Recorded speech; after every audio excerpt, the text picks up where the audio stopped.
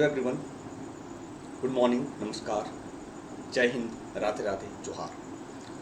मैं आपका GS educator Rohit Kumar स्वागत करता हूं। तो आज ये वीडियो लाने के पीछे आज ये मोटिव क्या है? ये मोटिव यही है कि ये एक ऐसा दौर ना हमने कभी पहले देखा था, ना आने वाले समय में कल्पना करते हैं कि ऊपर वाले ऐसा दौर दिखाना। क्योंकि ये बच्चे एग्ज़ाम दे रहे थे और अचानक से कह दिया जाता है कि भाई जिनका एग्ज़ाम नहीं हुआ है वो इंतज़ार करें, और ये पता नहीं चलता है कि हमारे एग्ज़ाम फिर कब होंगे। यानी जी हाँ, आप सही समझे कि मैं बात कर रहा हूँ इस पैंडेमिक की। इस पैंडेमिक में अपने आप को तरोताज़ा कैसे रखें, क्योंकि कई सारे बच्चे परेशान हैं, कई सारे बच्चे हैरान हैं कि सर CHSL सही टाइम से चल रहा था और अचानक से एग्ज़ाम पोस्टपोन्ड हो गया। यही काम 2020 में हुआ था, आपको याद होगा 2020 में मार्च में पेपर चल रहा था CHSL का और अचानक से पोस्टपोन्ड हो गया। फिर कब मौका मिला? अक्टूबर में। इस बार भी वही हाल है। RRB NTPC CBT1 चल रहा था और CBT1 में 7th फेज होने थे, तभी अचानक पोस्टपोन्ड हो गया। तो कई सारे बच्चे ऐसे परेशान हैं कि सर पढ़ने में मन नहीं लग रहा है, कुछ समझ नहीं पा रहे हैं कि क्या करें, तैयारी कैसे करें। बहुत अच्छे तरीके से तैयारी चल रही थी, आप इतना पढ़ाते हो लेकिन बिल्कुल ध्यान नहीं रहता है हमारा, क्या करें क्या नहीं करें। तो एक चीज़ हमेशा कहना चाहूँगा कि जो अपने कदमों पे जो अपने कदमों की काबिलियत पर विश्वास रखते हैं वही अक्सर मंजिल पर पहुँचते हैं। तो आप अपने कदमों पर, अपनी काबिलियत पर विश्वास रखिए कि आपकी स्पीड बिल्कुल सही है और हम लोग हैं ना आपके पास, हम लोग आपके साथ हैं, चाहे वो स्पेशल क्लास को लेकर हो या फिर यूट्यूब को लेकर हो। बस आप अपना स्टेमिना मत खोइए, क्योंकि अभी आप देखोगे तो इस जो टाइम है, पैंडेमिक काल है, उसको आप अच्छे तरीके से यूज कर सकते हो। कैसे यूज कर सकते हो? छोटा सा एग्जांपल देखो, कभी आप SSC की बात करें तो 4 सब्जेक्ट SSC में है, रीजनिंग, मैथ्स, इंग्लिश, GK। अब इसे बांट लो ना, सारा सिलेबस को देखो, 2 भागों में सिलेबस को करो। एक पार्ट में वो चैप्टर लिखो जो आपने अच्छे से पढ़ा है, एक पार्ट में उस चैप्टर को लिखो जो आप पढ़ते नहीं हो और डर लगता है आपको पढ़ने से कि यार पता नहीं मैं इस चैप्टर को छूऊंगा नहीं, पता नहीं क्या होगा हमारा। क्योंकि कई सारे बच्चे ऐसे हैं कि इंग्लिश को डर से छूते नहीं हैं कि नहीं भगवान भरोसे इंग्लिश मतलब पास कर जाएंगे तो ठीक है। तो यही तो वो समय है कि आप अपने वीक पॉइंट पे काम कर सकें। ये तो वीक पॉइंट पे काम करके इसके बाद जो आप तैयार होंगे ना, तब आपको लगेगा कि सर ये समय हमारे लिए बहुत बेटर था। क्योंकि आप नहीं पढ़ेंगे तो आप जिस समय सो रहे होंगे उस समय कोई ना कोई बच्चा तो पढ़ रहा होगा, कोई ना कोई बच्चा तो पढ़ रहा होगा। आप देखते होंगे कि कई सारे बच्चे ऐसे हैं जो पुराने बच्चे इन द सेंस कि 2-3 साल से तैयारी कर रहे हैं और 2-3 साल से तैयारी कर रहे हैं लेकिन कहीं हो नहीं रहा है, और एक नया बच्चा आता है और एकदम धड़ाक से एंट्री मारता है। फ्रेशर नया बच्चा इन द सेंस कि ग्रेजुएशन कंप्लीट हुआ और 1-8 साल में वो जॉब लेके निकल के चला गया और हम देखते रह जाते हैं। तो पता है उसके पीछे कारण क्या है? कि उसकी सोच बिल्कुल क्लियर है कि टू द पॉइंट पढ़ना है, भटकना नहीं है और सिलेबस के अकॉर्डिंग पढ़ना है। सपोज मानिए कि फॉर्म आने के बाद हम तो देखना पसंद नहीं करते हैं कि भाई सिलेबस क्या है। फॉर्म आया, भर दिया, हाँ ये देख लिया कितने कितने नंबर आएंगे, कितने कितने मार्क्स के हैं, बस कहानी खत्म। तो कम से कम ये अच्छा समय मिला है अपने आप को आंकने का कि आपका जो सब्जेक्ट बिल्कुल वीक है उस सब्जेक्ट पर जबरदस्त तरीके से आप फोकस करिए, जबरदस्त तरीके से काम करिए, है ना भाई। तभी जाकर आपकी बात बनेगी। और सबसे बड़ी चीज कि आप उस इंसान से झूठ मत बोलिए जिससे आपके झूठ पर भी विश्वास हो। जैसे कहने का मतलब क्या है कि कभी कभार हम झूठ बोलते हैं अपने पेरेंट्स से। पेरेंट्स पूछते हैं पढ़ाई चल रही तुम्हारी अच्छी? हाँ पिताजी, हाँ पप्पा, हाँ मम्मी, जो बोलते हैं बहुत अच्छी तरीके से चल रही है। लेकिन पढ़ते तो हैं लेकिन हमारा ध्यान कहीं और है। तो कोशिश करना है कि बिल्कुल ईमानदारी पूर्वक ऐसा नहीं, कुछ ऐसे होते हैं कि सुबह 4 बजे उठ के पढ़ाई करेंगे और दिन भर बिल्कुल औंधाते रहते हैं। औंधाते मतलब समझते हो ना, बिल्कुल मुंह फाड़े रहेंगे, बिल्कुल जमाई लेते रहेंगे। क्या फ़ायदा? तो भरपूर नींद लीजिए, भरपूर अच्छे तरीके से खाना खाइए और ज़बरदस्त तरीके से पढ़ाई करिए, तभी जाकर आपकी पढ़ाई ज़बरदस्त तरीके से होगी। क्योंकि ये कंपटीशन दौर ही ऐसा है कि इसमें जो स्लो चलते हैं ना, स्लो इन द सेंस कि बिल्कुल सर कल करेंगे, जो टालने वाले होते हैं, आज के काम कल पर, आज के काम कल पर, जो टालते हैं, टालते टालते टालते टालते जाते हैं, वही पिछड़ते हैं।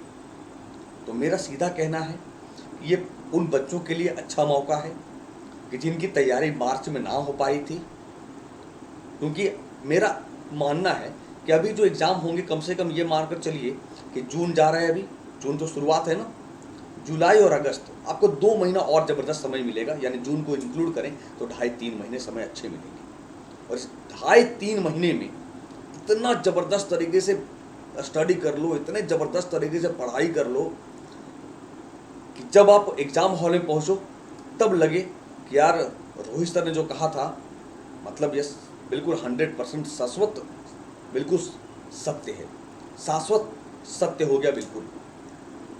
तो बिल्कुल आप अपने वीक पॉइंट पे जरूर काम करें।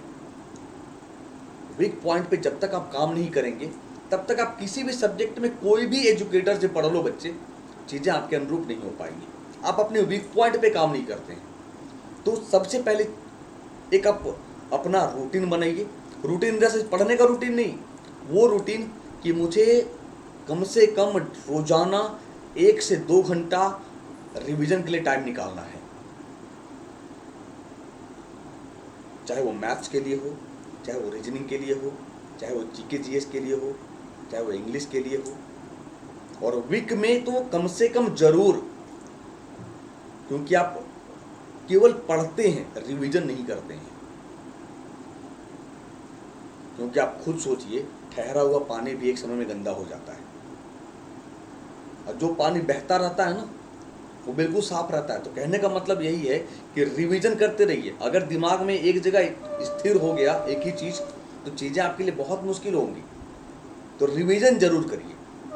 मूल मंत्र मेरा सिलेक्शन का यही होता है कि मैं अपने लेक्चर में हमेशा कहता हूँ कि पहले आर से शुरू किया था, अब हम कहते हैं कि भाई 5 आर की बात करेंगे। 5 आर मतलब क्या हो गया सर? कि सबसे पहले तो आप रेगुलर रहिए, पहला रीड करिए, दूसरा इसके बाद रिवीजन करिए, तीसरा 3 आर हुआ। इसके बाद सर रिजल्ट होगा, तो अच्छा ये बातें किसने कहा? रोहित सर ने कहा। यानी 5 आर की फॉर्मूला अगर अपना लोगे माय डियर, तो बिल्कुल आपकी सिलेक्शन कहीं नहीं रुकेंगे। क्योंकि जितने भी बच्चे सफल हुए हैं उन्होंने ये फॉर्मूला जरूर अपनाया है, रिवीजन पर पुरजोर ध्यान दिया है।